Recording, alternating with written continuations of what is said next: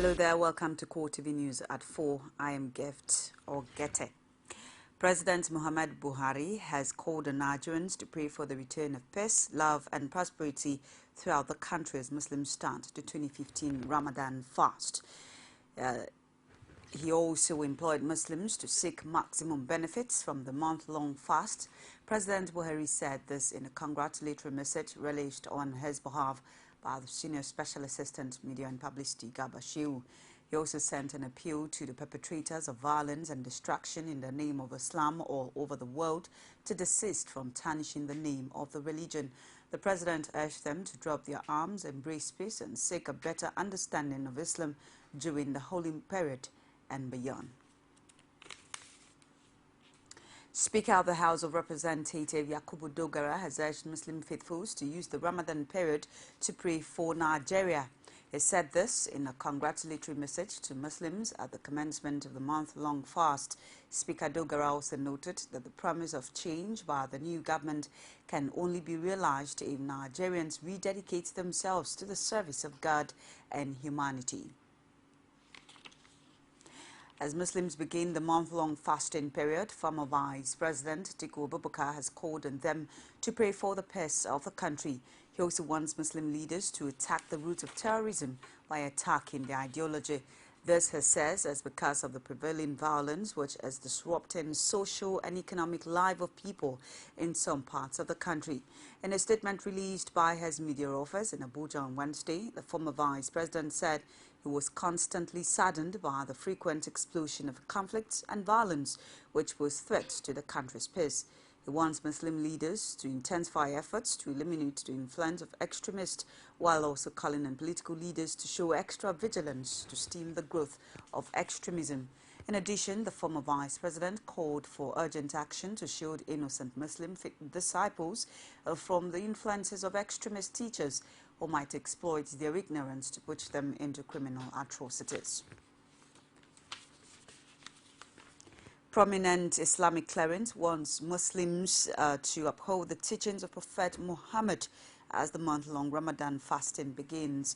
Some of them who spoke with CoreTV News in Abuja maintained that the general rules governing the period must also become part of the daily lives of Muslims. They insist that faithfuls should seize the opportunity to earnestly seek God and pray for national unity. The Nigeria Governors Forum says it will support the federal government in improving the country's economy. This was contained in a communique delivered by the chairman of the forum and governor of Zamfara State, Abdulaziz Yari, at the end of a closed-door meeting in Abuja. Yari says the focus of the meeting is to find long-term solutions to the numerous economic challenges currently facing the nation. Basia Ye has more.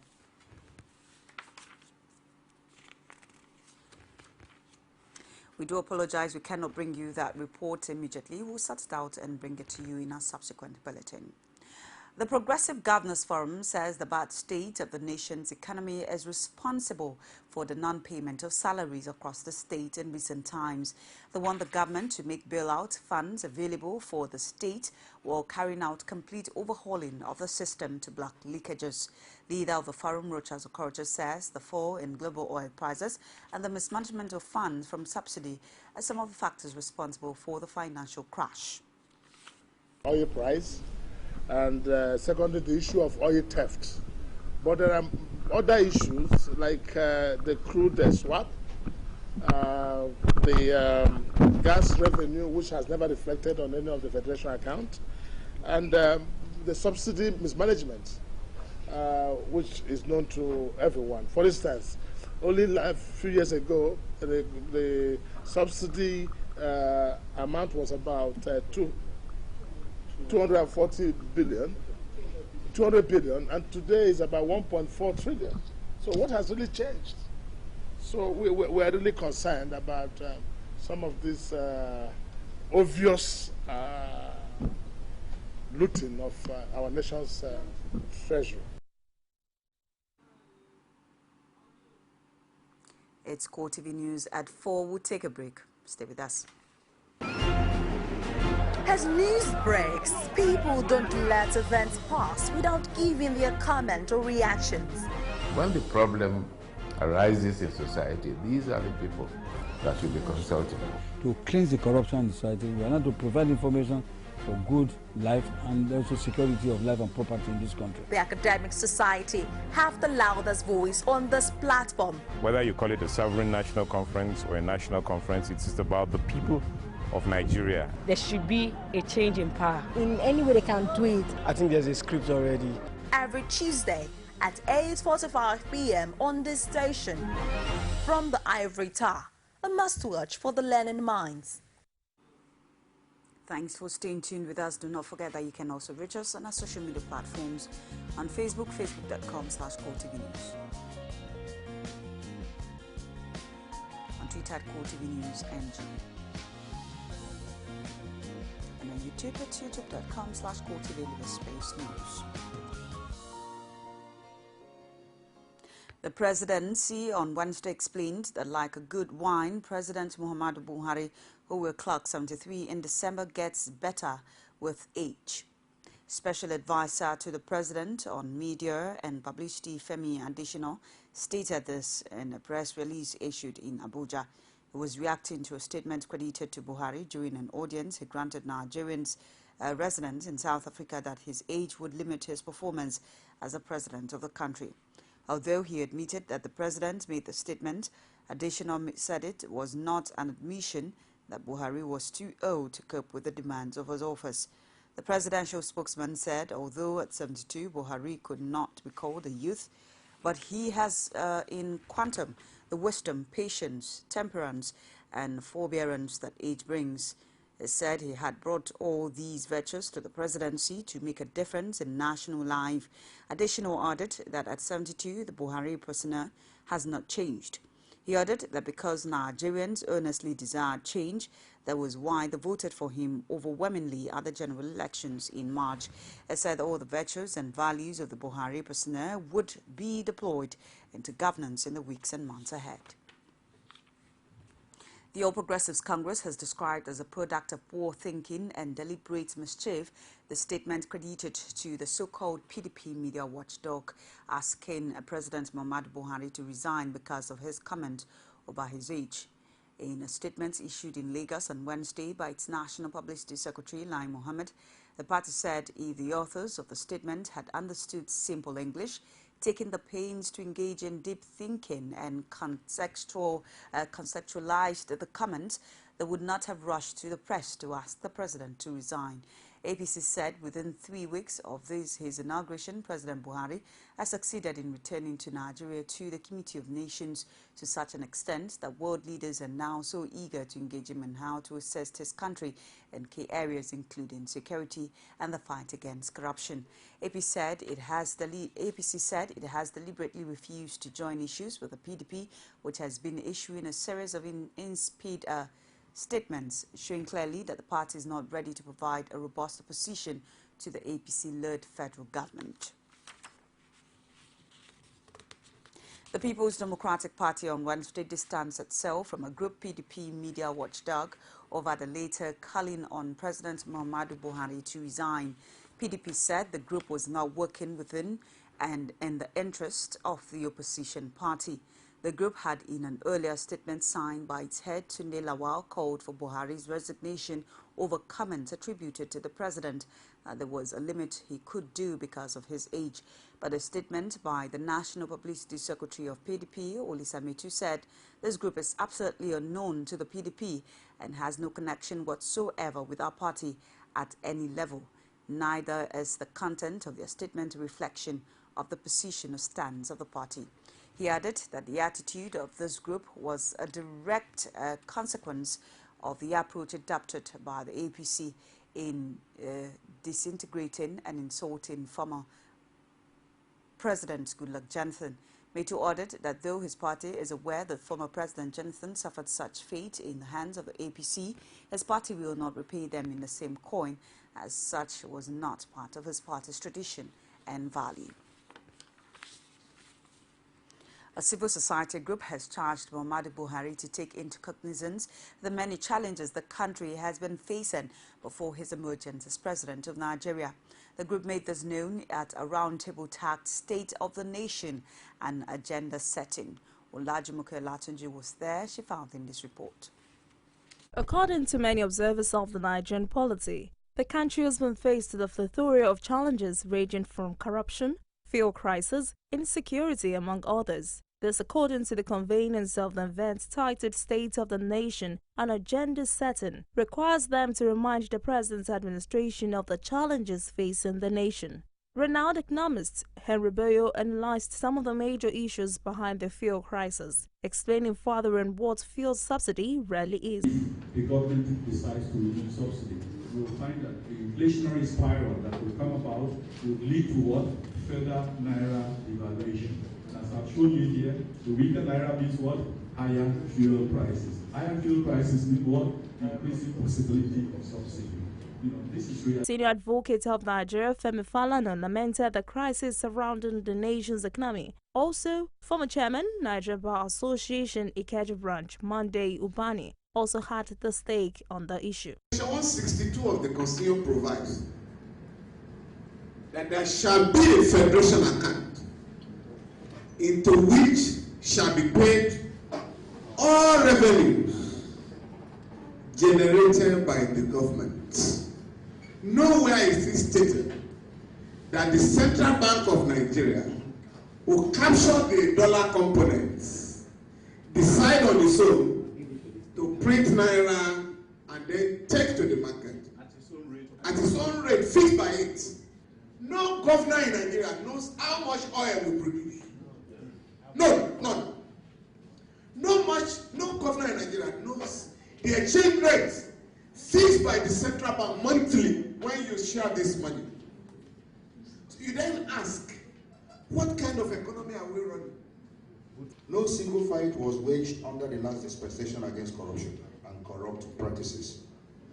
Agencies like EFCC and ICPC that were created by law to fight and end corruption were purposely and presently crippled and disabled to wage any war against those vices.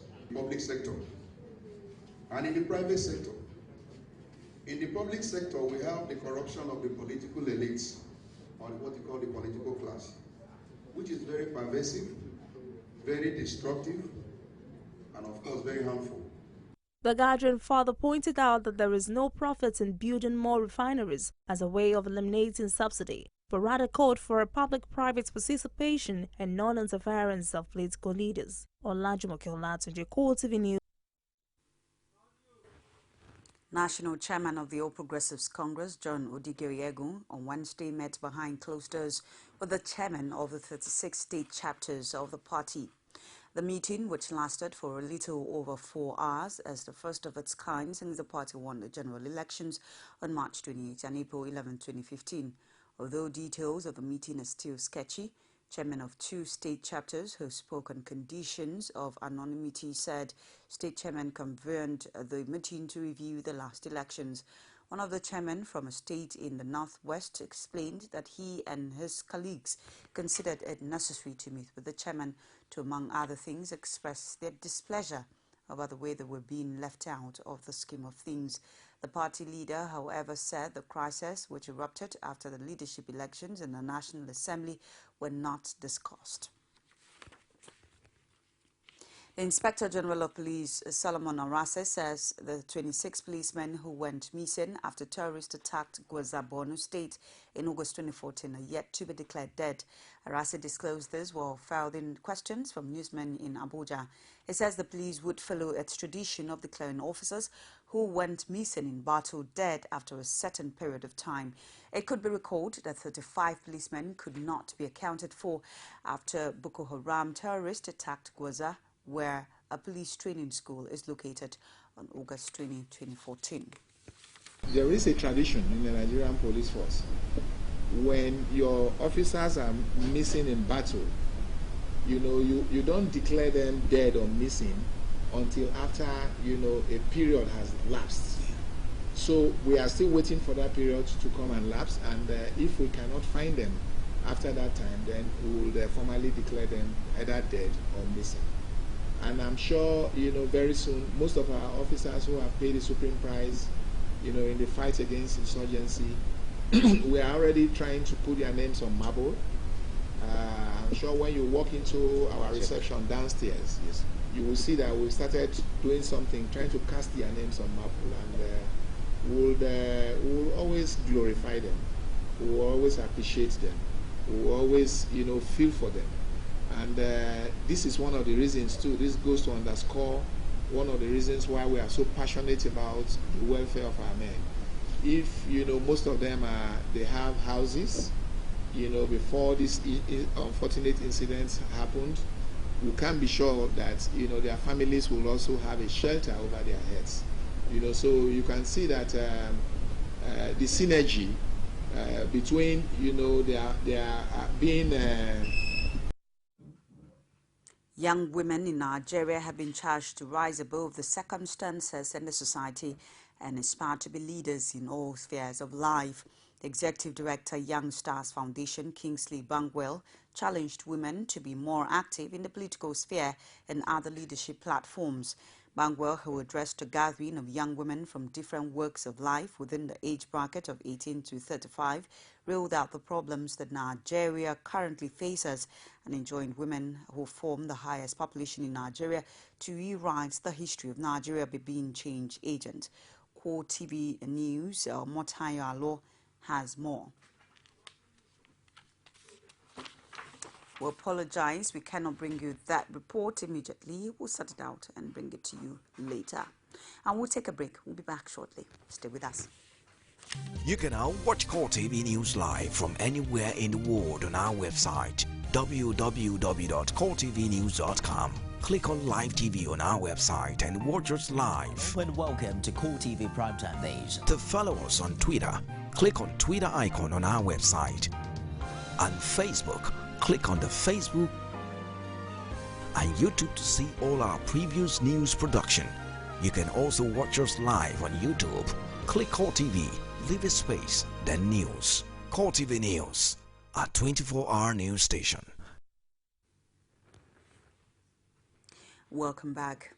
Now outside Nigeria, police in South Carolina are looking for a clean-shaven white man in his 20s who they say has a slender build and sandy blonde hair. The suspect walked into a historic African-American church in Charleston and opened fire during a Bible study class, killing 9 people Wednesday evening. Eyewitnesses confirmed that the young white man was wearing a grey sweatshirt, blue jeans and boot. Emmanuel African Methodist Episcopal Church has been a presence in the Charleston since 1816. Meanwhile, Republican presidential candidate Jeb Bush has cancelled a scheduled town hall in Charleston on Thursday because of the shooting. Denmark's general election is underway, one which opinion polls suggest is on a knife edge as the center-left coalition of Prime Minister Helle Thorning and the center-right opposition led by ex-Prime Minister Lars Rock appear to be neck and neck.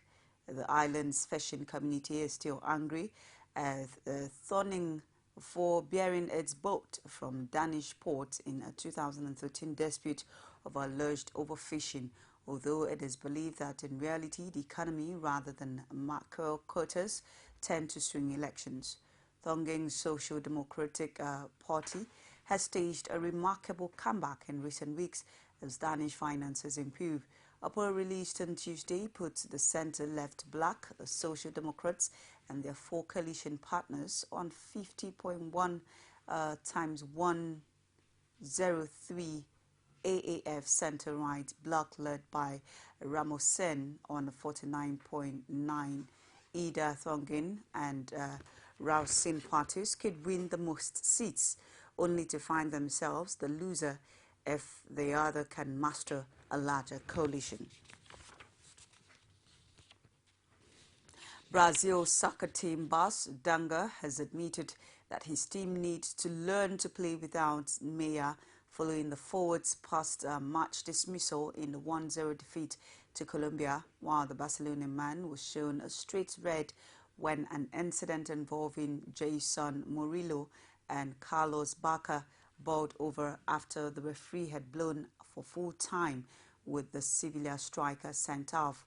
Danga said the team must now find a way of dealing with the loss of their star man.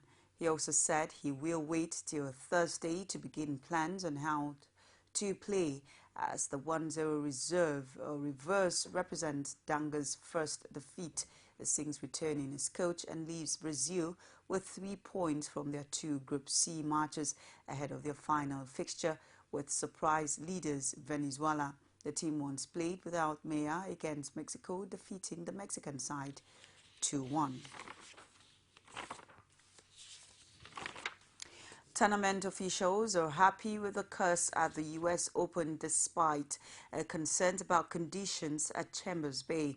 The firm dry setter course is built in land formerly used as a rock quarry and has an unorthodox layout.